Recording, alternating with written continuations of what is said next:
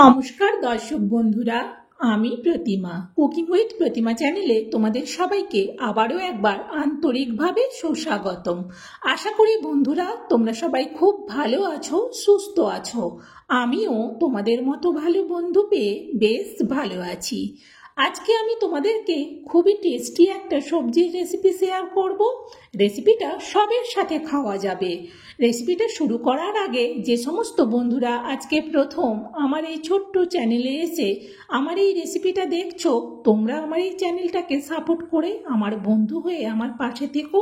চলো তাহলে বন্ধুরা, এবার দেখো আমি এখানে বেশ কিছুটা সবজি নিয়ে নিয়েছি। 100 গ্রামের মতো বিনসটা নিয়েছি, আর একটা গাজর নিয়েছি, আর এই যে মিষ্টি কুমড়োর ফালিটা নিয়েছি এটা প্রায় 300 গ্রামের মতো আছে, আর এর সাথে দেওয়ার জন্য নিয়েছি 2টো আলু। বন্ধুরা তোমরা কিন্তু কেউ স্কিপ করে দিও না, তাহলে বুঝতে পারবে না যে সবজির তরকারিটা আমি কিভাবে বানালাম। সবার প্রথম চলো সবজিগুলোকে কেটে নিই, তারপর ফিরে আসছি। দেখো সবজিগুলো সব আমি একসাথে কেটে নিয়েছি। এইগুলোকে এবার ধুয়ে নেব। ধুয়ে কিন্তু সবজিগুলো আলাদা রাখবো। চলো তাহলে ধুয়ে নিয়ে ফিরে আসছি। দেখো আলু, গাজর, বিনস এগুলো আমি আলাদা রেখেছি। আলুকে এইভাবে লম্বা করে কেটেছি, বিনসকেও আমি লম্বা লম্বা তো কেটেছি, আর গাজরটাকেও সরু সরু করে বিনসের মতো করে কেটে নিয়েছি।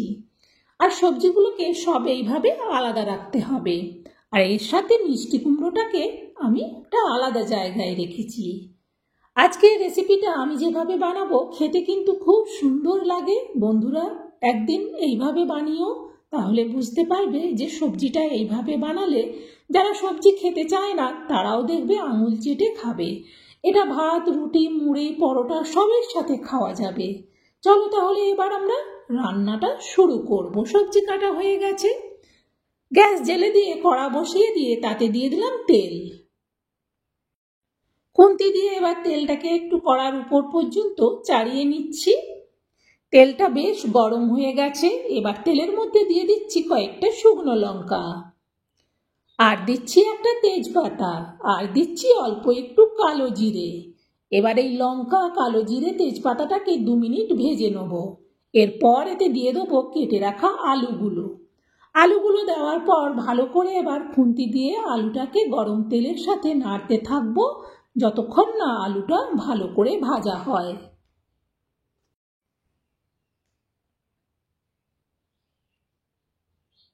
প্রায় 3-4 মিনিট আমি আলুটাকে একই রকম ভাবেই নাড়তে থাকবো, এতে করে আলুর সব দিক বেশ ভালো করে ভাজা হয়ে যাবে।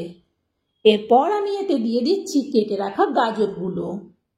সব গাজরগুলো দেওয়ার পর আবারও খুন্তি দিয়ে ভালো করে নাড়াতে থাকবো যাতে গাজরটাও আলুর সাথে ভালো করে ভাজা হয়।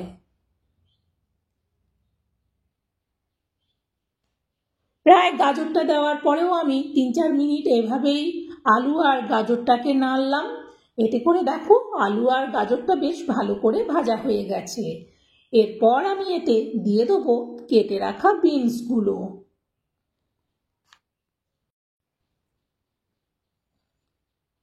সব বিনসগুলো দেওয়া হয়ে গেলে আবারও খুন্তি দিয়ে ভালো করে আলু, গাজর, বিনসটাকে নাড়তে থাকবো।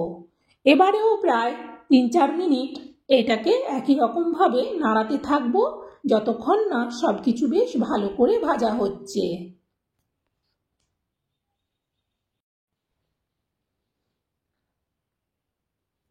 এগুলো বেশ ভালো করে সুন্দর করে কিন্তু ভাজা হয়ে গেছে। এরকম যখন বেশ ভালো করে ভাজা হয়ে যাবে সব কিছু, তখন এতে দিয়ে দেবো কেটে রাখা মিষ্টি কুমড়োগুলো। সব মিষ্টি কুমড়োগুলো একেবারেই দিয়ে দেবো। সব মিষ্টি কুমড়োগুলো দেওয়ার পর খুন্তি দিয়ে আবারও ভালো করে সব কিছুকে নাড়াতে থাকবো। প্রায় 3-4 মিনিট এইভাবে সবজিটাকে আমি নাড়বো। এরপর এটাকে একটু ঢেকে দেবো। ঢেকে দিলে সবজিটা বেশ ভালো করে ভাজাও হবে আর সেদ্ধও হবে তাড়াতাড়ি। চলো তাহলে এবার এটা ঢেকে দিয়ে 3-4 মিনিট বাদে ঢাকনাটা সরাবো। প্রায় আমি মিনিট 4 বাদে ঢাকনাটা সরাচ্ছি। ঢাকনাটা সরিয়ে আবারও খুন্তি দিয়ে একটু ভালো করে সবজিগুলোকে নেড়ে দেবো। এরপর এতে দিয়ে দেবো চা চামচের মাপে 1 চামচ গ্রেট করা আদা। আদাটা দেওয়ার পর আবারও সবজির সাথে আদাটাকেও নাড়তে থাকবো। 2-3 মিনিট নাড়ার পর এতে দিয়ে দিচ্ছি একটা টমেটো। টমেটোটাকে বড় বড় করেই কেটেছি, কেটে দিয়ে দিলাম। দেওয়ার পর আবারও এটাকে ভালো করে নাড়তে থাকবো। পর এতে দিয়ে দিচ্ছি পরিমাণ মতো লবণ আর দিচ্ছি অল্প একটুখানি চিনি। লবণ চিনিটা দেওয়ার পর আবারও খুন্তি দিয়ে সবজিটাকে নাড়তে থাকবো। প্রায় 2-3 মিনিট এইভাবেই সবজিটাকে নাড়বো। এরপর এতে দিয়ে দিচ্ছি পরিমাণ মতো হলুদ আর দিচ্ছি পরিমাণ মতো লঙ্কার গুঁড়ো। লঙ্কা আর হলুদটা দেওয়ার পর আবারও সবজিটাকে নাড়তে থাকবো। ঝালটা যে যেমন পছন্দ করো সে সেই অনুযায়ী লঙ্কা দিও। এগুলো বেশ ভাজা ভাজা হয়ে গেছে। এবার এতে দিয়ে দিচ্ছি একটা পেঁয়াজ। পেঁয়াজটাকে মিডিয়াম সাইজের করে কুচি করেছি। পুরো পেঁয়াজটা দেওয়ার পর একটু ভালো করে সবজিটার মধ্যে মিশিয়ে দেবো। সবজিটার মধ্যে যখন ভালো করে পেঁয়াজটা মেশানো হয়ে যাবে তখন এতে দিয়ে দেবো পরিমাণ মতো জল।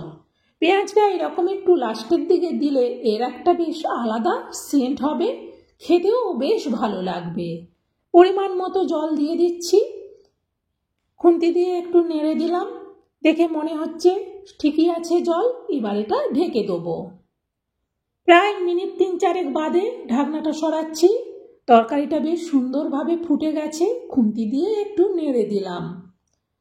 মিডিলে একবার এইভাবে নেড়ে দিতে হবে, নেড়ে দেখে নিতে হবে। সব ঠিকঠাক থাকলে আবার এটা ঢেকে দেবো। এবার কিন্তু গ্যাসটাকে একেবারে 0 করে রাখবো। 2-3 মিনিট বাদে আবারও ঢাকনাটা সরাচ্ছি। ঢাকনাটা সরিয়ে এতে দিয়ে দিচ্ছি 1/2 চামচ জিরে গুঁড়ো। জিরে গুঁড়োটা দেওয়ার পর একটু খুন্তি দিয়ে নেড়ে দেবো। এবার এতে দিয়ে দেবো 1/2 চামচ ধনে গুঁড়ো। ধনে গুঁড়োটা দেওয়ার পর ভালো করে খুন্তি দিয়ে আবার ধনে গুঁড়োটাকেও তরকারির মধ্যে মিশিয়ে দেবো। এইভাবে জিরে আর ধনে গুঁড়োটা দেওয়ার পর তরকারিটাকে আবারও ঢেকে দেবো। প্রায় মিনিট 3 বাদে আমি ঢাকনাটা সরাচ্ছি। ঢাকনাটা সরিয়ে তরকারিটাকে আবারও একটু খুন্তি দিয়ে নেড়ে দেবো। ভালো করে যখন তরকারিটা নাড়া হয়ে যাবে এতে দিয়ে দেবো অল্প একটুখানি কস্তুরি মেথি আর দেবো এতে 1/2 চামচ গরম মশলার গুঁড়ো। এবার গরম মশলাটা আর কস্তুরি মেথিটা ভালো করে খুন্তি দিয়ে তরকারিটার মধ্যে মিশিয়ে দেবো। বেশ সুন্দর করে যখন মেশানো হয়ে যাবে তখন এটা ঢেকে রেখে দেবো। এবার কিন্তু গ্যাসটাকে অফ করে দেবো। প্রায় মিনিট 5 বাদে আমি ঢাকনাটা সরাচ্ছি। ভারী সুন্দর সেন্ট হচ্ছে। যখন তোমরাও এইভাবে বানাবে তখন তোমরাও বুঝতে পারবে। খুন্তি দিয়ে ভালো করে তরকারিটা নেড়ে দিলাম। এবার এই রেসিপিটা পুরো রেডি। এবার এটা নাবিয়ে নেব। নাবিয়ে নেওয়ার জন্য আমি এই জায়গাটা নিয়েছি স্টিলের, এটার মধ্যে আমি ঢেলে নিচ্ছি। বন্ধুরা, এইরকম একটা তরকারি গরম ভাত, রুটি, মুড়ি, পরোটা সবের সাথে খুব সুন্দরভাবে খাওয়া যাবে। একটা তরকারি বানালেই বাড়িতে কেউ ভাত খেলে সেও খেতে পারবে, কেউ রুটি খেলে সেও খেতে পারবে, আর যে মুড়ি খাবে সেও খেতে পারবে। বন্ধুরা, তোমাদের কেমন লাগলো আমার এই রেসিপিটা অবশ্যই সেটা কমেন্টে জানিও। আর তোমরাও এটা শেয়ার করে দিও যাতে মিষ্টি কুমড়োর রেসিপিটা সবাই এইভাবে একদিন বানিয়ে খেতে পারে। একদিন বানিয়ে খেলে না এটা বারবার খেতে ইচ্ছে করবে, এটা এতটাই টেস্টি হয়। বন্ধুরা, আজকের মতো রেসিপিটা শেষ। তোমরা এভাবেই আমার পাশে থেকো, তোমাদের ভালোবাসা আমাকে এভাবেই দিতে থেকো। তোমাদের ভালোবাসা পেয়ে আমি এখানে আমার রেসিপি নিয়ে আবারও চলে আসবো। তোমরা সবাই ভালো থেকো, সুস্থ থেকো। টাটা বন্ধুরা।